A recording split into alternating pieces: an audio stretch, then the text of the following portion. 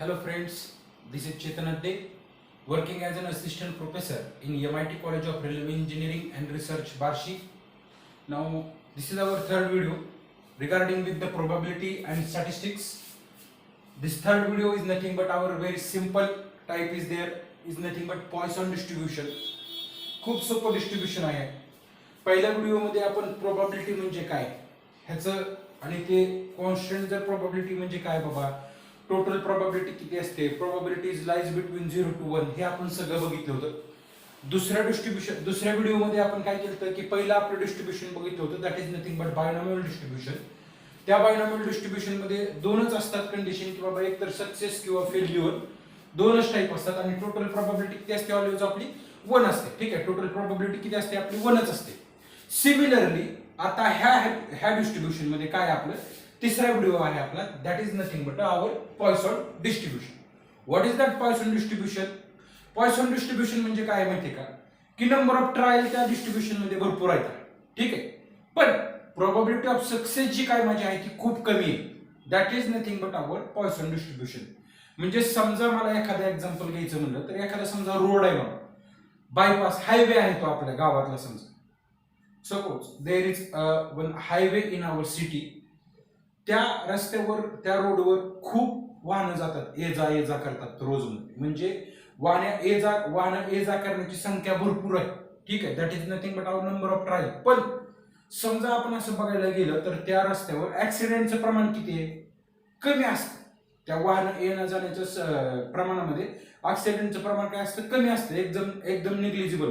महिनाभर काय रोडवर ऍक्सिडेंट होत नाही. पण वाहने किती ये जा करतात त्या हायवेवरून? खूप ये जा करतात. म्हणजे काय ते ऍक्सिडेंट होण्याचं प्रमाण किती आहे आपलं? खूप कमी आहे. That is nothing but probability. Okay, means that is called as an our Poisson distribution. म्हणजे प्रोबॅबिलिटी खूप कमी असणार आहे आपली, पण नंबर ऑफ ट्रायल खूप असणार. That is called as an Poisson distribution. That is nothing but a very simple distribution is nothing but Poisson distribution. What is that Poisson distribution? P is a probability of success in a very small and N is a number of trial which is very large. Probability काय कमी आहे आणि number of trials किती large आहे. समजा ह्या दोघांचं जर मल्टिप्लिकेशन केलं तर ते काय येणार? फायनाइट येणार. काय जरी असेल तर ते काय येणार? Finite. Then we have a Poisson distribution. Suppose R is success in N trial. समजा 100 वाहनं गेले तर एक आपण जे काय ऍक्सिडेंट होतोय त्याला आपण सक्सेस म्हणतोय. समजा 500 वाहनं गेली आणि एक ऍक्सिडेंट झाला, मग that are is called as our success. That is nothing but 1. आणि वाहनं किती गेले तुम्ही 500 म्हणतोय, ती काय झाली माझं number of trial. That is nothing but that Poisson distribution is given by, that is our formula is there. The formula of Poisson distribution is given by probability of x is equal to r, which is equal to e to the power minus m into m to the power r divided by r factorial. Success आहे हे R काय माझं success आहे आणि N काय माझे number of trial. आणि what is that M? M is nothing but mean of Poisson distribution and that is given by N into P, which was maybe asked in our exam many times for MCQ. So be serious while seeing the example. Please see carefully each and every notation because which was a very important in our MCQ exam also. Okay, so please carefully watch. That m is nothing but mean and the formula of m mean is n into p. We know that the p is probability of success and this n is number of trials. If we multiply with these two numbers, we will get the mean of our Poisson distribution. Okay, in Poisson distribution, mean is equal to np, variance is equal to npq, and if you take the square root of this variance, we will get our standard deviation. This standard deviation is also denoted by the letter SD. SD is nothing but our standard deviation. Okay, which is very simple. On the basis of this theory, we have to solve some of the examples. Now, on the basis of this theory, there is first example is there. What is that example? We will see. If the probability that an individual suffer from a bad reaction. समजा एखादं injection घ्यायचंय आपल्याला, मग त्या injection मधनं काय माणसं bad reaction मधनं सफर करतात असं त्यांनी म्हणायला लागले. From injection bad reaction from injection is 0.01. ही काय झाली आपली प्रोबॅबिलिटी झाली आणि ती काय माझी 0.001 म्हणजे एकदम कमी झाली probability. Determine the probability that out of 2000 individual 2000 म्हणजे नंबर ऑफ ट्रायल किती झाले माझे, मॅक्सिमम झाले नंबर ऑफ ट्रायल, ठीक आहे. आणि प्रोबॅबिलिटी किती आहे माझी 0.001 म्हणजे कमी ही माझी, ठीक आहे. मग आता त्यांनी काय विचारलं की बाबा एक्झॅक्टली 3 म्हणजे 3 माणसं सफर करतात बॅड रिएक्शन मधनं आणि exactly 4 suffer from a bad reaction. ह्या दोन ह्याची आपल्याला प्रोबॅबिलिटी फाइंड करायची. दोन्ही ह्याच्यामध्ये सुद्धा काय फाइंड करायची, मला प्रोबॅबिलिटी फाइंड करायची, ठीक आहे. पॉइसन डिस्ट्रीब्युशन आपल्याला माहिती आहे, कुठलंही डिस्ट्रीब्युशन येऊ द्या, काही पण येऊ द्या, पण probability is always lies between 0 to 1 and the sum of all probability is 1. That is very very important. Okay, now we have given that what is that, n is equal to 2000, that p is equal to 0.001. If we take the multiplication of this number, we'll get m is nothing but our mean, that is nothing but 2. Okay, and we know that the formula of Poisson distribution, here we are saying that what is the formula. This is our formula for the Poisson distribution. Probability of x is equal to r, which is equal to e to the power minus m into m to the power r divided by r factor. This is our formula. Okay. Now they are asking about the exactly 3 persons are suffering from a bad reaction. Okay. First point is there. We have to find the probability of that. First point. Exactly 3 suffer from bad reaction. Now this is r is equal to 3. Okay, this is r is equal to 3. Probability of x is equal to 3, which is equal to this r is equal to 3. Put all this value here. We know that the value of m also, m is equal to 2 e to the power minus 2 into 2 to the power 3, because r is equal to 3 divided by r factorial is nothing but 3 factorial. When we do this calculation, we get the value is 0.18044. This is our probability. बघा probability आपली 0 to 1 मध्ये lies आहे. काय problem म्हणजे हे जे काय आपण कॅल्क्युलेशन केले ते बरोबर आहे. नेक्स्ट वन हे आपण कॅल्क्युलेट सायंटिफिक कॅल्क्युलेटर तर लगे फास्ट आन्सर भेटतं आपल्याला. 3 factorial is nothing but 6, 2 to the power 3 is nothing but 8. एक्सपोनेन्शियलचं चिन्ह असतं त्याच्यावर आपण काढून ह्याची व्हॅल्यू फाइंड करू शकतो, ठीक आहे. सिमिलरली आता हेच बघा, आता काय म्हणतात exactly 4 suffer from bad reaction. बरोबर 4 माणसं त्या बॅड रिएक्शन मधनं काय करतात, सफर करताय, त्याची आपल्याला प्रोबॅबिलिटी फाइंड करायची. Now this value of r is equal to 4. Here r is equal to 4. Put this r is equal to 4 and m is equal to 2. In this formula we will get e to the power minus 4 into 2 to the power 4 divided by 4 factorial. We know that the 2 to the power 4 is 16 and 4 factorial is 24. By doing this calculation we will get our probability is 0.01221. Please check the calculation. तुम्ही personally स्वतः calculation करत जावा म्हणजे आपल्याला समजतंय की हे calculation बरोबर आहे का नाही. ते कॅल्क्युलेशन स्वतः तुम्ही व्हेरीफाय करत जावा, ठीक आहे. This is our probability. ही प्रोबॅबिलिटी 0 आणि 1 च्या मध्ये लाईज आहे म्हणजे जे काय आन्सर केलेलं आहे ते बरोबर आहे आपला आन्सर, ठीक आहे. अशी सोपी एक्झाम्पल पेपरमध्ये ह्या पॉइसन डिस्ट्रीब्युशन वर विचारली जातात. त्यांनी पेपरमध्ये एक्झाम्पल मध्ये मेन्शन सुद्धा करतात की बाबा पॉइसन डिस्ट्रीब्युशन आहे असं तसं. ते आपण व्यवस्थित ओळखायचं आणि त्या पॉइसन डिस्ट्रीब्युशनचा वापर करून एक्झाम्पल सोडवत राहायचे, ठीक आहे. आपण अजून एक एक्झाम्पल बघूया पॉइसन डिस्ट्रीब्युशनवर. ओके,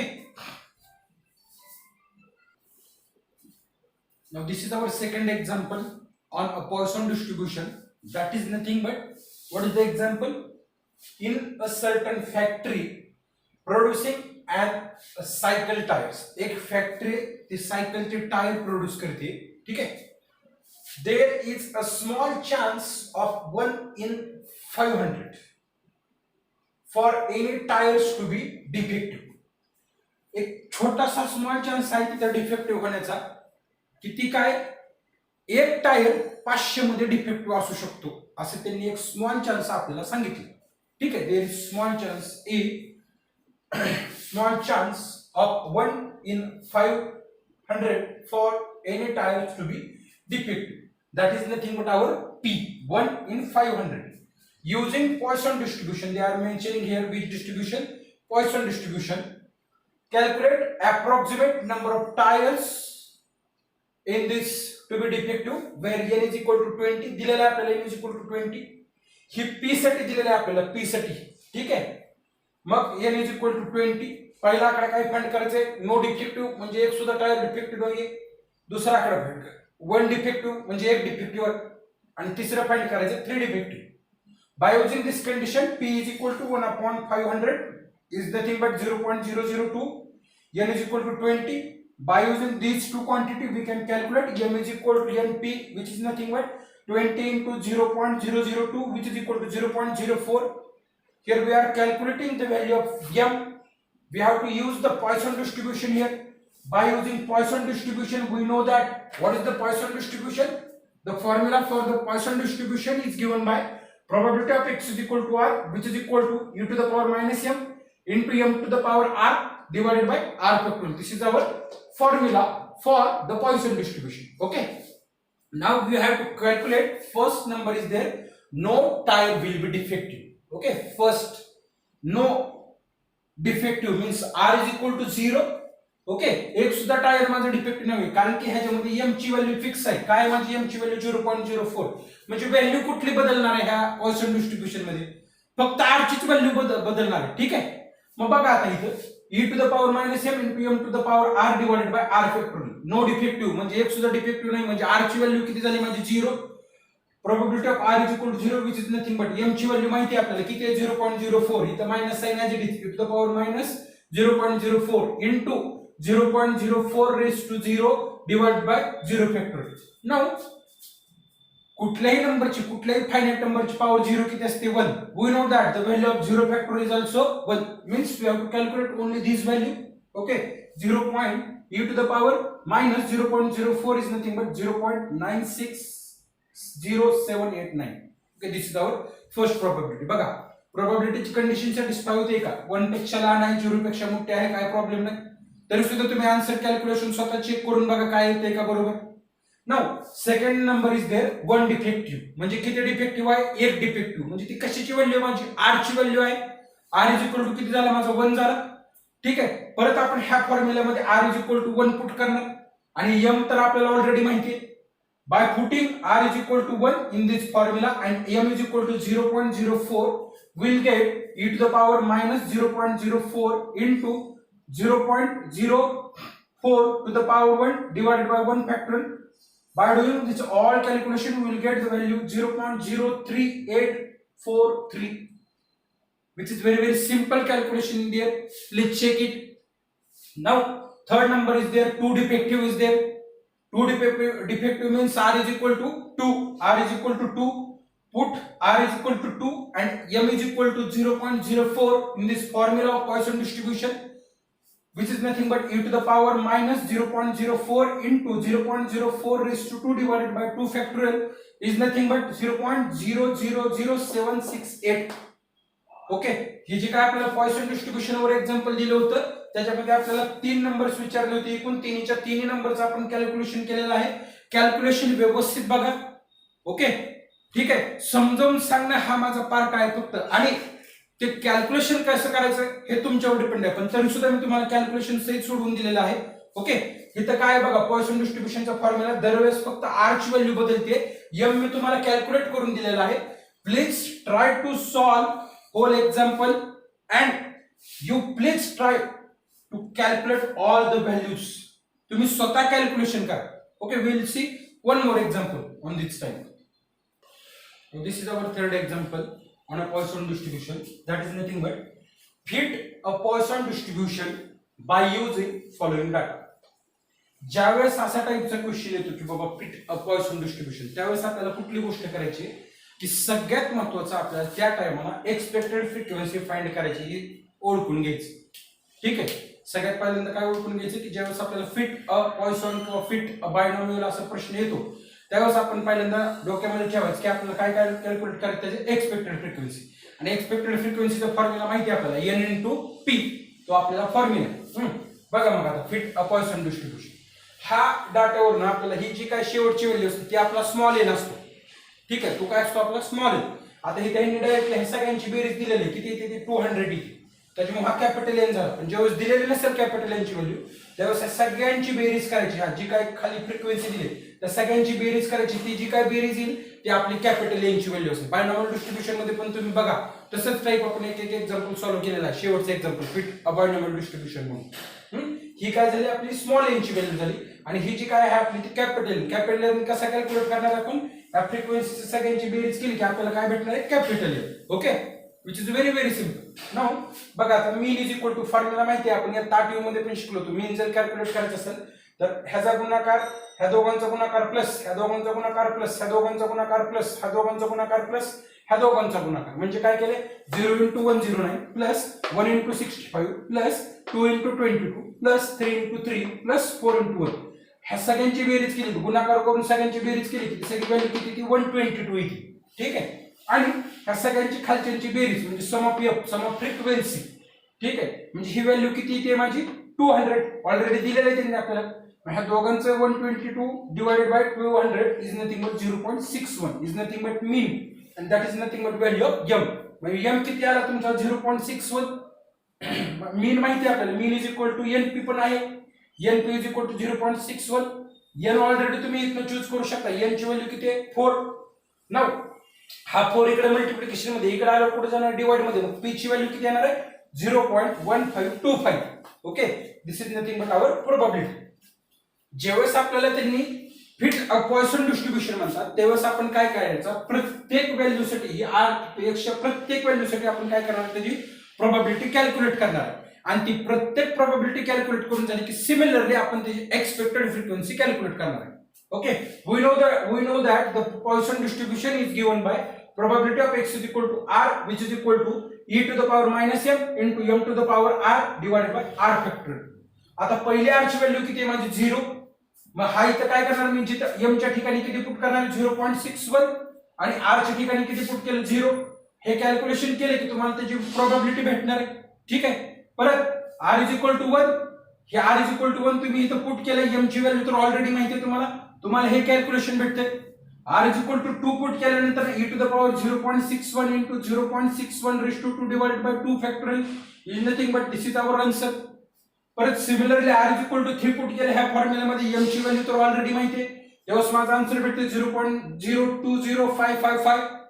परत r is equal to 4 put केलं एकूण r इज इक्वल टू कुठपर्यंत आहे 4 पर्यंत आहे. ठीक आहे. ह्या सगळ्या व्हॅल्यू पुट केल्या ह्या फॉर्म्युल्यामध्ये आणि आपण त्याची प्रत्येक ह्याची आपण प्रोबॅबिलिटी कॅल्क्युलेट केली. बघा त्यांनी प्रत्येक जी काय व्हॅल्यू आली ती माझी प्रत्येक व्हॅल्यू ही 0 पेक्षा मोठी आहे आणि 1 पेक्षा लहान आहे. कुठली सुद्धा प्रोबॅबिलिटी माझी निगेटिव्ह नाहीये म्हणजे प्रत्येक कंडिशन ही सॅटिस्फाय करते. प्रत्येक व्हॅल्यूसाठी मी प्रोबॅबिलिटी कॅल्क्युलेट केली. आता ज्यावेळेस मला फिट पॉइसन विचारलं म्हणून मी काय केलं एक्सपेक्टेड फ्रिक्वेन्सी कॅल्क्युलेट केली. एक्सपेक्टेड फ्रिक्वेन्सीचा फॉर्म्युला काय expected frequency is equal to e of x is equal to r is equal to n into probability of x is equal to r. म्हणजे जशी प्रत्येक व्हॅल्यूसाठी तुम्ही प्रोबॅबिलिटी फाइंड केली तशी प्रत्येक व्हॅल्यूसाठी एक्सपेक्टेड फ्रिक्वेन्सी सुद्धा कॅल्क्युलेट करायची. फ्रिक्वेन्सी कधी पॉइंट मध्ये नसते. ओके मग बघा आता expected frequency of x is equal to 0 is nothing but probability of r is equal to 0 into capital N. probability of r is equal to 0 इथे तुम्हाला दिलेली. ओके कॅपिटल N सुद्धा तुम्हाला माहिती आहे किती कॅपिटल N 200. ह्या दोघांचं ह्याचं आणि ह्याचं मल्टिप्लिकेशन केलं की तुम्हाला भेटते 108 into 67. 67 हा नंबर 50 च्या पुढे आहे म्हणून हा काय केला मी 109 लिहिला. ठीक आहे. Which is nothing but nearly equal to 109. कारण की जर राऊंड अप करायचं थोडक्यात आपल्याला नंबर जर हा नंबर तुमचा पॉइंट नंतरचा नंबर 5 पेक्षा मोठा असेल 50 पेक्षा मोठा असेल तर आपण ह्याच्यामध्ये एक नंबर ऍड करणार आणि जर हा 50 पेक्षा लहान असेल तर तो नंबर तुम्ही ऍज इट इज ठेवणार. ठीक आहे. बघा probability of x is equal to probability of r is equal to 0 माहिती आहे आपल्याला 0.54335 into capital N is nothing but 200 and the multiplication of these two number is 108 into 67. We have to round up this number is nothing but 109. Okay, again second point is there expected frequency of x is equal to 1 which is nothing but probability of r is equal to 1 which is nothing but 0.331444 into this capital N is nothing but 200 and the answer of this 66.28. आता हा 0.28 50 पेक्षा बारा काय म्हणून तुम्ही काय लिहिला हा as it is नंबर लिहिला काय लिहिला 66. Okay now third is there expected frequency of x is equal to is nothing but probability of r is equal to 2 into capital N. probability of r is equal to is here 0.101090 into this capital N is 200 which is nothing but 20.21 and this 21 is less than 50. That's why we are round up this number is nothing but 20 nearly equal to 20. For last number expected frequency of x is equal to 3 is nothing but probability of r is equal to 3 into capital N Probability of r is equal to 3 is 0.020555 into this capital N is 200. Multiply that 200 into this, we will get the value 4.11. This 11 is less than 50, which is round up nearly equal to 4. Okay, and last one, expected frequency of x is equal to 4, which is equal to probability of r is equal to 4 into capital N, which is equal to this probability into this capital N is nothing but 200, which is equal to 1. Okay, because 0.62 and this 62 is greater than 50, that's why we are rounding this number to 1. ह्या सगळ्या जी काय expected frequency आल्या त्या सगळ्यांची बेरीज करा, याचा answer किती भेटला आपल्याला 200.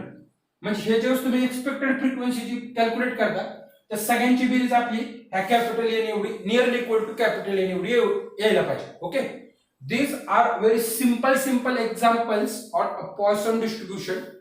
Please try to understand this. Please try more and more example from question paper. If you have any problem with any example, then you can ask me in comment box. Okay, thank you for watching my video. If still you are not subscribed my channel, please like, subscribe and share. Thank you very much for watching my video. Thank you.